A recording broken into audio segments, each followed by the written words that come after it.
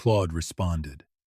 The smell of applewood smoke was still hanging in the air when my son-in-law picked up my anniversary pot roast, the one I'd been slow cooking since 6. The smell of applewood smoke was still hanging in the air when my son-in-law picked up my anniversary pot roast, the one I'd been slow cooking since 6 that morning, and dropped it straight into the trash can beside the patio. "Nobody needs that much cholesterol at your age, Walt," he said, loud enough for the whole table to hear. Everyone went quiet. I stood up, walked over to his brand-new truck parked in my driveway, and poured my glass of sweet tea straight into his gas tank. "Guess we're both wasting things tonight," I said. "Before I tell you how that Sunday ended, let me tell you who I am and how it started. Friends, neighbors, family, however you think of me, I'm glad you're here. Drop a comment and tell me what you'd call the man sitting across the table from you tonight. A few names in this story have been changed, but the lesson underneath them hasn't. My name is Walter Kowalski. I'm 66 years old, a retired machinist, 38 years at a tool and die shop outside Erie, Pennsylvania, before my hands finally told me they were done. I've got a hip that clicks when the weather turns, and a left knee held together with more hardware than the drill press I used to run. None of that matters much on the second Sunday of the month, because that's Family Dinner Sunday, a tradition my wife Doris started 32 years ago, back when our daughter Kelly still needed a booster seat to reach the table. Doris believed in that dinner the way some people believe in Sunday Mass. She'd start the pot roast the night before, iron the good tablecloth, call her sister in Buffalo just to make sure she remembered the date. Doris passed 4 years ago this past March. Ovarian cancer. 11 weeks from the day the doctor said the word to the morning, I held her hand, and she stopped squeezing back. But I never stopped the dinners. I couldn't. Every second Sunday, I pull her recipe card out of the drawer by the stove, the one with the corner burned from an oven mitt fire in 1997, and I follow it word for word. Onions first, then carrots, then the beef, browned on all sides before it ever sees the crock pot. Because Doris said a roast that isn't browned first is just boiled meat pretending to be dinner. That particular Sunday was the second one in October, and I had a 6-pound chuck roast that had been going since sunrise. The kitchen, smelling like Doris, was still standing at the stove instead of me. The backyard looked the way she always wanted it, the picnic table she'd bought secondhand from a church rummage sale in 1993, sanded and restained every spring since, sitting under the maple tree that was just starting to turn orange at the edges. My neighbor, Gene Petrocelli, showed up first, same as he always does, carrying a 6-pack of Ewingling and wearing the same Steelers jacket he's worn to every one of these dinners since 2011. Gene's 71, a retired postal carrier, lived next door to me for 19 years. He was at Doris's funeral. He was at my kitchen table the week after, not saying much, just sitting there so I wouldn't have to sit alone. "Smells like a Sunday, Walt," he said, dropping into his usual spot. "Always does," I told him. My daughter Kelly arrived 20 minutes later with a container of coleslaw, still in her scrubs from a half shift at the hospital where she works as a physical therapist. 34 years old, sharp as her mother, same habit of talking with her hands when she gets excited. Behind her came her husband, Derek Bannister. Derek's 37, works in commercial insurance. The kind of guy who wears a quarter-zip sweater to a backyard barbecue because somewhere he learned that looking a little overdressed reads as successful. He shook my hand the way men do when they want you to feel the grip. "Walt," he said, "smells incredible out here. Help yourself to a beer," I told him. The afternoon went the way good October afternoons do, slow, easy. The Steelers' preseason recap playing low from the garage radio. Gene arguing with my nephew Tommy about whether the Browns had a real shot this year. Kelly told a story about a patient who'd finally taken his first steps after a hip replacement, and her face lit up, talking about it the exact way Doris's used to light up over things that actually mattered. I was laughing at something Tommy said when Derek set his beer down and looked at my plate. I just pulled the roast out of the crock pot, plated it up the way Doris always did, meat in the center. Carrots and onions fanned around it, a little of the broth spooned over the top, when Derek said, loud enough for the table to hear, "That's a lot of red meat for a man your age, Walt. You trying to give yourself a second heart attack?" I hadn't had a first one. Nobody at that table corrected him. "I earned it," I said.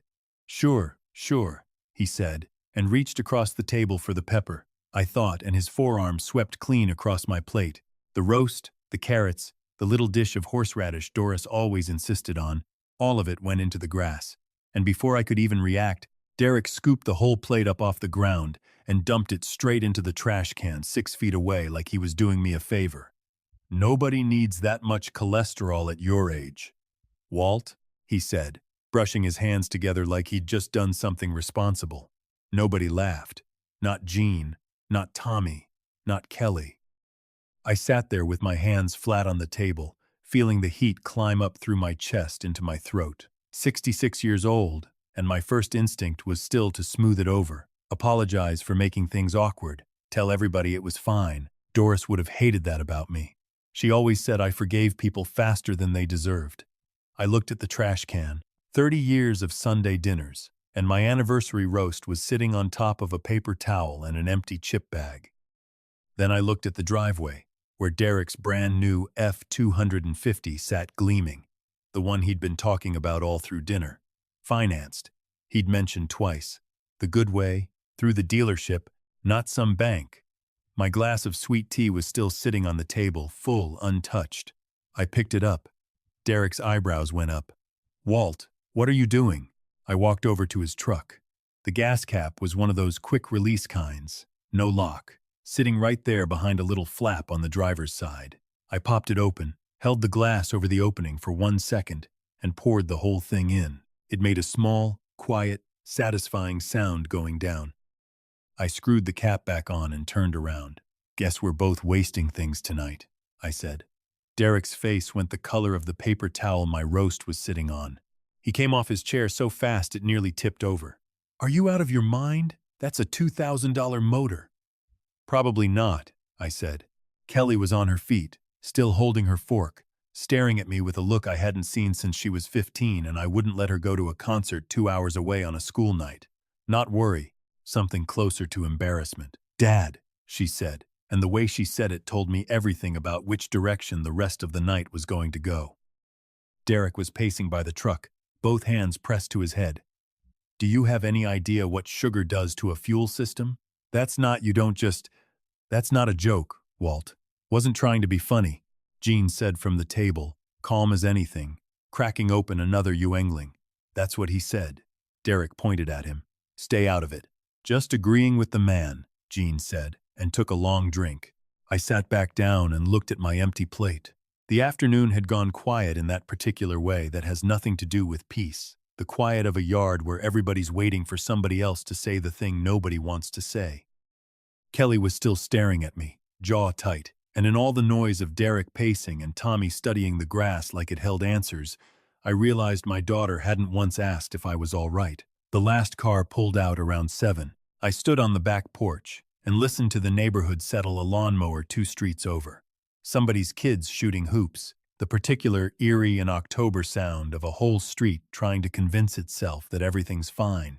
I went inside and started cleaning up, the way I do every second Sunday, stacking plates, wrapping leftovers, scrubbing the crock pot while the water's still hot enough to loosen the char. Doris used to stand next to me at the sink drying whatever I washed, talking about the afternoon. I could still feel the shape of her missing, the way your tongue keeps checking a tooth that isn't there anymore. My phone rang while I was rinsing the crock-pot lid. "Kelly." "Hey, sweetheart," I said. "Dad." Her voice was tight, careful, the physical therapy voice she uses on patients who don't want to hear bad news. "I need to ask you something." "Go ahead." "The truck. Do you have any idea what a fuel system flush costs?" Derek already called the dealership. They're saying $1,200, maybe more if it damaged the injectors. I set the dish towel down. Outside, somebody's dog started barking at nothing. "I imagine it costs what it costs," I said. "Dad, he threw your dinner in the trash," I said. "I know what happened. I was standing right there." "I know you were there," she said. "But you pouring tea in his gas tank, that doesn't make it better. It just makes everything more complicated." I pulled out my chair at the kitchen table, the one with the wobbly leg Doris kept meaning to fix and never got to. Across from me, her chair sat empty. Same faded cushion from the discount store. Same scratch on the leg where Kelly used to kick it as a kid. "Sweetheart," I said. "You called me tonight, after what happened at that table, and your first question was about the truck." The line went quiet enough, I could hear her breathing. I'm asking because Derek's upset, she said finally. Derek threw my food in the garbage and told me I was too old for red meat, I said. At a table your mother bought for this family 30 years ago, in front of Jean and Tommy and everybody else. I'm not asking you to pick a side, Kelly. I'm just telling you what happened. I know what happened, she said. And now there was something strained in her voice, something that sounded less like anger at me and more like a woman who'd been holding two things together for a long time and was starting to feel the weight. He'll come around, she said. He just needs time. Okay, I said. So you'll think about the truck? I looked at Doris's empty chair. I'll think about it, I said. We hung up.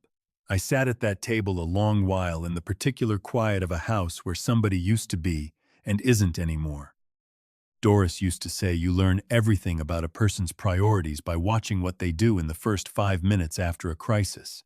Not what they say, what they do. Kelly's first call had been to me. Her first question had been about a truck.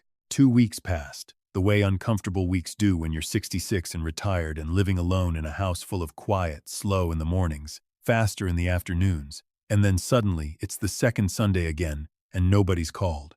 Kelly texted twice, both times about Derek, how upset he still was, how the dealership had confirmed the repair cost. I was thinking about other things. The first visit came on a Wednesday, 10 days after the barbecue. I was in the garage changing the oil on my old Silverado when Derek's truck pulled into the driveway, freshly detailed, not a drop of sweet tea visible anywhere, which told me he'd already had it flushed and cleaned at his own expense before he ever brought it up with me again. He climbed out alone, sleeves rolled up, hands in his pockets, the relaxed version of Derek, the one he brings out when he wants something. Walt, he said, crouching down by the truck like he was interested in the oil pan. How you holding up? Truck's running fine, I said, not looking up. He laughed, like I'd made a joke. Listen, I wanted to clear the air a little. Things got out of hand. Things got thrown in a garbage can, I said. His jaw tightened, but the smile held. Fair enough. He stood, looked around my garage, the tools on the pegboard, the photo of me and Doris at our 20th anniversary, still sitting on the workbench, the way a man's eyes move across a room when he's estimating square footage rather than admiring it. You know, he said, the market up in this part of Erie is genuinely wild right now. Houses on this street going for numbers that would have seemed crazy 5 years ago. I pulled the drain plug and let the old oil run black and slow into the pan. That right? House 2 streets over, similar lot, sold in 6 days last month. 240. Cash offer, no inspection. Good for them, I said. You're sitting on a real asset here, Walt. Equity most guys your age would. Derek, I said, and set the wrench down, looking at him directly for the first time since he'd pulled up. I laid the block for this garage myself in 1998. Poured that slab on a Saturday in July because the contractor quoted me triple what the concrete cost. This house isn't an asset. It's where I live. He held my eyes a second, then looked away first. I understand that, he said. I'm just thinking about your future.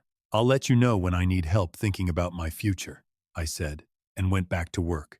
He left 5 minutes later. The second visit came the following Saturday, and this time Kelly was with him. She brought coffee from the good place downtown, hugged me at the door, said she'd missed me, which made my chest ache because I believed her. We sat on the back porch. The conversation started easy. Kelly talked about a young patient, a teenager who'd finally walked again after a car accident, and her face when she talked about that kid looked exactly like Doris's used to look when something genuinely good happened in the world. Then Derek set his cup down. Kelly and I have been talking, he said, about the future, long-term planning. He pulled out his phone, turned it to face me. Clean photographs, wide hallways, smiling older folks, a dining room that looked like a hotel lobby. There's a place, up near Meadville, Bellwood Commons. It's not what you're picturing, Walt. I'm not moving to Meadville, I said. Just hear me out, Derek said. Kelly leaned forward, and I could see it cost her something. Dad, we're not saying you have to do anything. We're just saying this house is a lot for one person. The yard alone. I like the yard, I said. Keeps me busy. She looked at Derek. Derek looked at her. That particular married couple glance that lasts less than a second, and contains an entire conversation. "Daddy," she said, the word she only pulls out when she's really reaching for something. "We love you. We just want what's best." "I know you do," I said, and I meant it. God help me, I meant every word. But I also knew Derek Bannister had stood in my garage 2 weeks earlier talking about equity and square footage. And now he'd shown up with brochures for a retirement community 90 minutes north, and those two things did not feel like a coincidence. I drove them out after lunch, stood on the porch watching Derek's truck back down the driveway, Kelly's hand visible through the window, raised in a small wave that felt like it was asking for something I didn't know how to give yet. Back inside, I sat with my second cup of coffee and thought about the way his eyes had moved around my garage. In 38 years working a tool and die shop, you learn to feel a crack in a part before you ever see it. Something was wrong. I didn't have proof yet. That Saturday morning, Gene knocked on my back door the way he always does, twice, then letting himself in before I could answer. He had his coffee thermos in one hand, his Steelers jacket over his arm, even though it wasn't cold yet, turning something over in his mind the way he does when he's got something to say and isn't sure how to start. "You got a minute, Walt?" "Got the whole morning," I said. "Sit down." He sat across from me, set his thermos down, and looked at Doris's recipe box on the counter for a second without saying anything about it. That was one of the things I'd always appreciated about Gene. He doesn't fill silence just to fill it. "Been going back and forth about telling you something," he said. "Sat on it a few weeks. Finally figured sitting on it longer wasn't doing you any favors. Tell me." He turned his cap over in his hands, then set it flat on the table. "Month or so ago, this'd be early September, maybe a week before that Sunday, I was out front trimming the hedge along the property line. You know how it gets if you let it go." "I know," I said. Derek pulled up.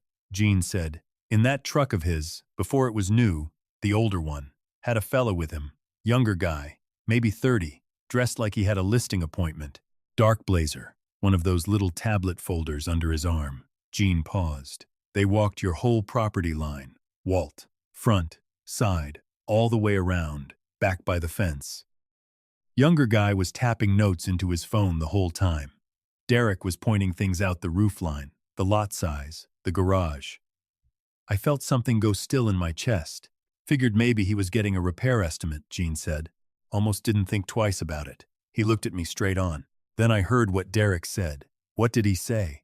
Gene's jaw tightened the way it does when a man's repeated something in his own head so many times it started to taste bad. He said, "Once the old man's in assisted living, this place clears 240 easy. Brett, run the comps by next week." The kitchen went very quiet. I heard the fridge hum. I heard a car go by out front. "Gene, you sure about the words?" "I was 15 feet away," Gene said. "Hedge don't make noise, and I've still got both ears." I nodded slowly. "Left a business card in your mailbox on the way out, too," Gene said.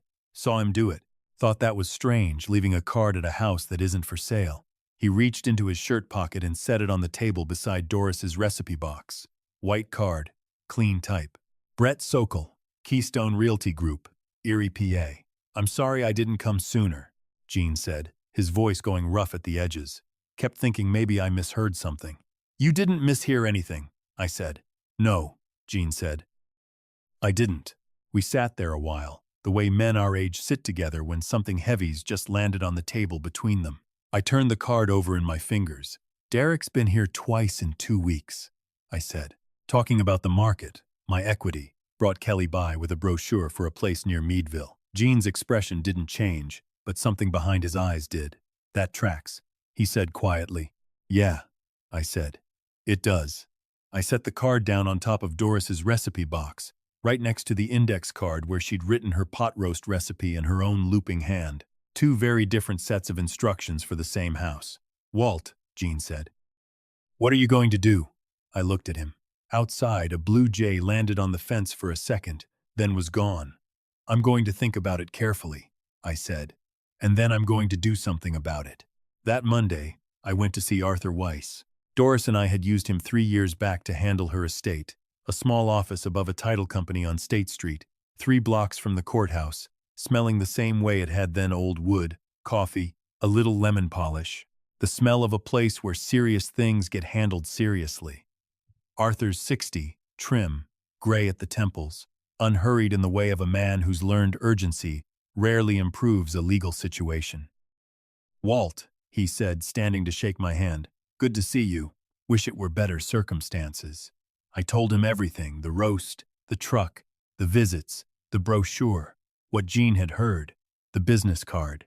I told it in order, no editorializing, the way I'd written it out the night before on a legal pad.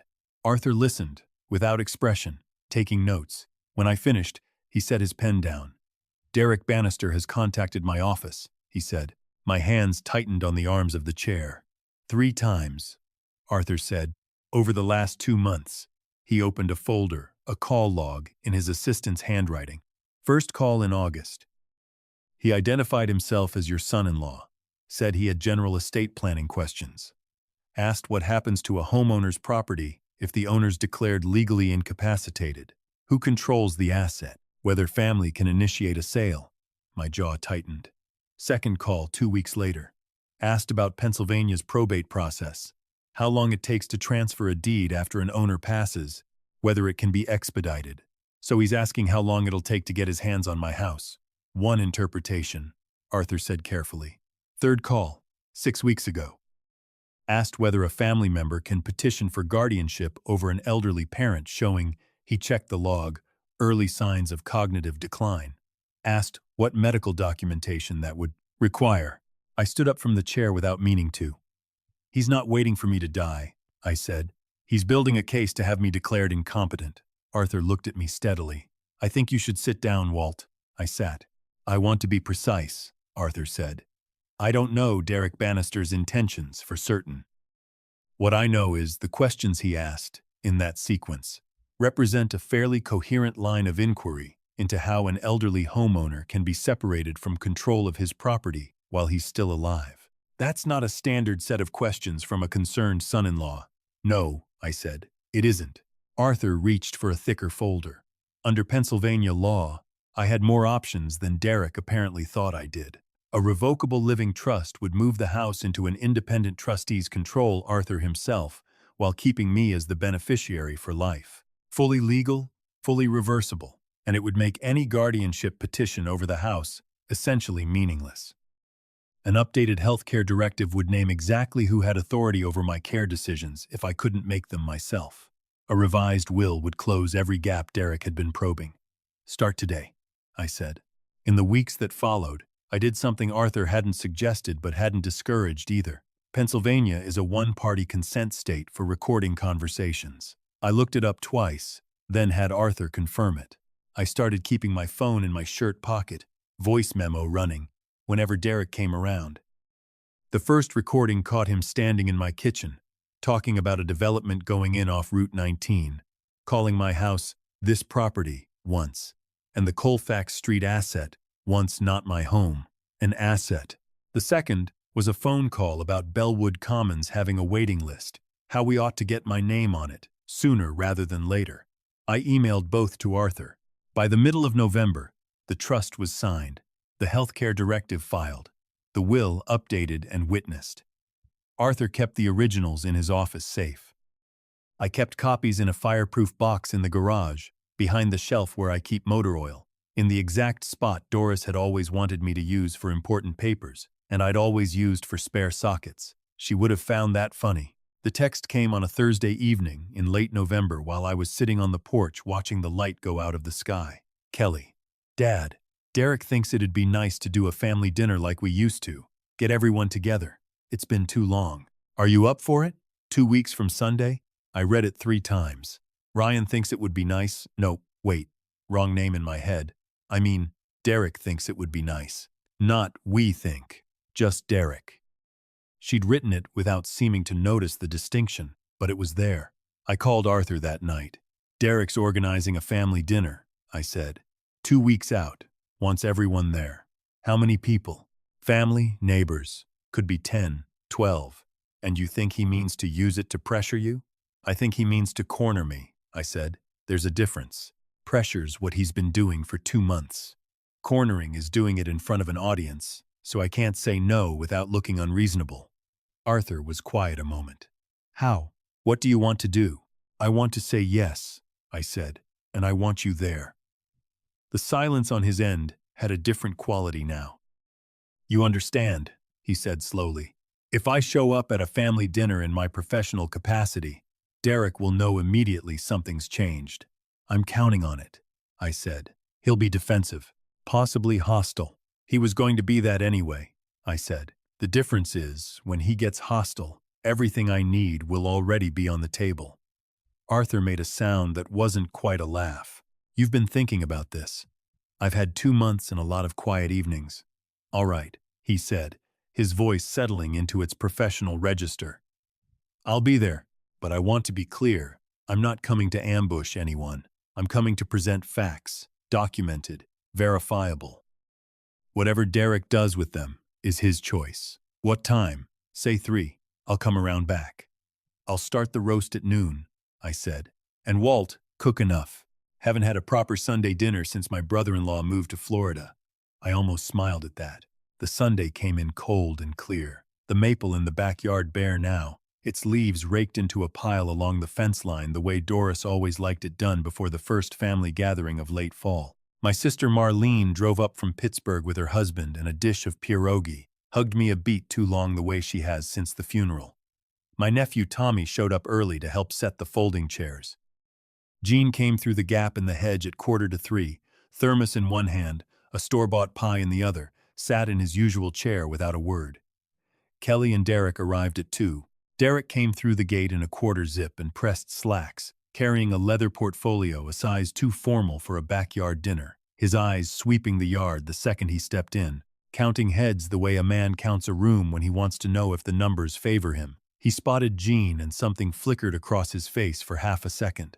Kelly walked behind him, one hand resting on her stomach in a way I hadn't quite let myself notice yet. "Hi, Dad," she said, kissing my cheek, her voice carrying more weight than 2 words should. "You look beautiful," I told her. "Your mother's roast," I said. "Same as always." Derek shook my hand with that same deliberate grip. "Walt, this is wonderful. Really, this is exactly what we all needed." We ate at 2:30. The roast was good, Doris's recipe doing what it had done every second Sunday for 30 years. Marlene said it tasted like 1,995. Derek ate and smiled and made conversation, one hand resting on top of his portfolio the whole time, the way a man keeps a hand near something he knows he'll need soon.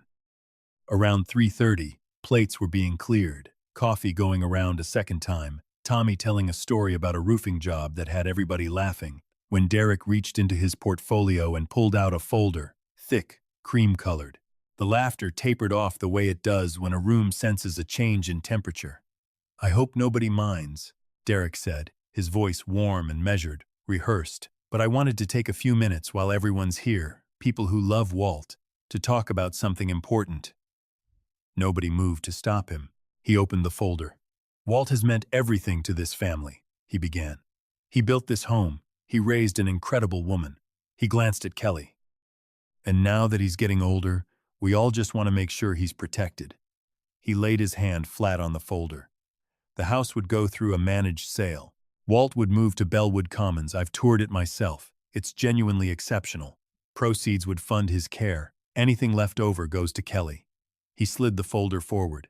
Kelly reached across and put her hand over mine, fingers trembling, eyes red at the rims. "Daddy," she said softly, "please, just look at it. For the baby, so we know you're secure." The word landed in me before I even had time to react to it, the baby, and for 1 second I understood I was about to learn 2 things at once. I looked at Kelly's hand over mine. I looked at the folder. I looked at Derek, watching me with the calm confidence of a man who believes the outcome is already decided. "Okay," I said. "Quiet. Just a word. No more weight than its 2 letters." That's when the back gate creaked. It had made that same creak for 15 years, the one I kept meaning to oil. Every head turned. Arthur Weiss stepped into the yard in a gray sport coat, briefcase in hand, moving like a man who'd arrived at exactly the moment he intended to. "Good afternoon," he said pleasantly. "To the table, to no one in particular." His eyes found mine. I gave him the same small nod he'd given me across his desk a dozen times. Derek's pen stopped moving. "Who is this?" "This," I said, looking at Derek across the folder, across the years, Across every second Sunday dinner this table had ever held is my attorney. The warmth drained out of Derek's face the way it drains from a performance when the performer realizes the audience already knows the ending. Arthur set his briefcase on the corner of the table, unlatched it 2 clean clicks, the loudest sound in the yard, and looked at Derek. "Mr. Bannister, I'm glad you thought to get everyone together today. Saves us all a good deal of time. This is a family dinner," Derek said, standing halfway, color coming back into his face as something harder. "Whatever this is, sit down, Derek," I said, not loud. He looked at me, then at Arthur, then at the briefcase, and sat. Arthur addressed the table. "My name is Arthur Weiss. I've represented Walt Kowalski for several years, most recently regarding his wife's estate." He paused. "Over the past 3 months, a pattern of activity has come to Walt's attention that concerns his legal rights as a homeowner and a competent adult. He's asked me to share the facts with everyone who loves him." He looked at Derek. "All of them." He opened the first folder. "Mr. Bannister contacted my office on 3 occasions between August and October of this year. He read the dates, the questions, word for word, the incapacitation question, the probate timeline, the guardianship petition, and its language about cognitive decline." Marlene made a sound that wasn't a word. Kelly's coffee cup touched the table with a sharp click. "Those were hypothetical," Derek said, his voice tight. "I work in insurance. I think about liability professionally." "Mr. Bannister," Arthur said, not raising his voice at all. "I've practiced law in this county for 26 years. Hypothetical questions about a specific elderly homeowner's competency, asked by that homeowner's son-in-law over 3 months, are not hypothetical." Kelly turned and looked at her husband, not with the uncertain look from before, but something else entirely. "You called his lawyer," she said, "and asked how to have my father declared incompetent." "Kelly, I was planning ahead, for us, for the baby," she said, and her voice cracked. "You were doing this while I was pregnant with your child, and you knew it." Arthur opened the second folder, laid the recording transcripts on the table, the Colfax Street asset line, the Bellwood waiting list call. Then Gene stood, set his thermos down with a soft, deliberate sound, and told the whole yard exactly what he'd heard by the hedge that September morning, word for word, the way he'd told it to me in my kitchen. "Once the old man's in assisted living, this place clears 240. Brett, run the comps by next week." Marlene's palm came down flat on the table. Kelly pressed both hands over her mouth. "You called me the old man," I said quietly. Derek's mouth opened, closed, opened again. "Walt, I was speaking loosely. It was a professional. You were standing on my property," I said, "telling a stranger my house would pay for something, and then you came inside and ate my food and told me you were worried about my future." The gate creaked again. A young man in a dark blazer stood at the latch, portfolio under his arm, face flushed with the particular discomfort of somebody living in the first seconds of a hard decision. "I'm sorry," he said, not looking at Derek, looking at Kelly. "Who are you?" Marlene asked, though she clearly already knew. "That's Brett," I said. "The one Derek hired to price this house before he ever told me any of this was happening." Brett nodded once, like a man accepting a fair sentence. "I ran the comps," he said. "Didn't know at the time the owner didn't know. When I found out, I told Derek I was out. That was 2 months ago. I should have come sooner." "Brett, this isn't the time," Derek started. "I've had enough time feeling bad about it," Brett said. "You haven't." Kelly turned back to her husband, and there was nothing uncertain left in her face at all. "How much do you owe somebody?" she asked. "Kelly, this isn't—" "How much, Derek?" His shoulders finally dropped, the performance giving out all at once. $190,000, he said. "Give or take. A land deal near Medville that went bad 18 months ago. Arc." The number sat on the table beside Arthur's folders and Marlene's untouched pierogi, and it stayed there in the cold November light while nobody said anything for a long moment. Then I stood up slowly, my knee taking its time the way it always does, and Marlene put a hand on my shoulder until I was fully upright. I looked at the picnic table, not at Derek, not at the folders, at the wood itself, worn smooth in the places where 30 years of plates and elbows had gone. 30 years ago, I said, Doris found this table at a rummage sale and made me carry it 3 blocks, because she wouldn't wait for the truck. The next Sunday, we had our first family dinner at it. Kelly was 4, got so much gravy on her dress, her mother laughed for a week. I let that sit. Every second Sunday since, this table's been here. Through Kelly's graduation, through her wedding day, through Doris getting sick and the Sundays that got quieter, through the one Sunday we didn't have because she was gone, and every one I kept having anyway because she told me to. My throat tightened, and I let it. Kelly, I said, I know you've been caught in the middle of something that wasn't fair to put you in. I'm not asking you to choose anything today. I'm just asking you to know this was never about the house. It was about you sitting across from me eating food your mother taught me to make, knowing there was always a place that was yours. Kelly pressed both hands over her face and her shoulders shook, and this time she didn't try to stop it. I turned to Derek. I don't hate you, I said. I don't understand why you thought this was all right, because I don't. But I'm 66 years old, and I've lived long enough to know hating somebody costs more than it returns. I picked up the folded proposal and set it back down in front of him. I'm not signing this. I'm not moving to Meadville.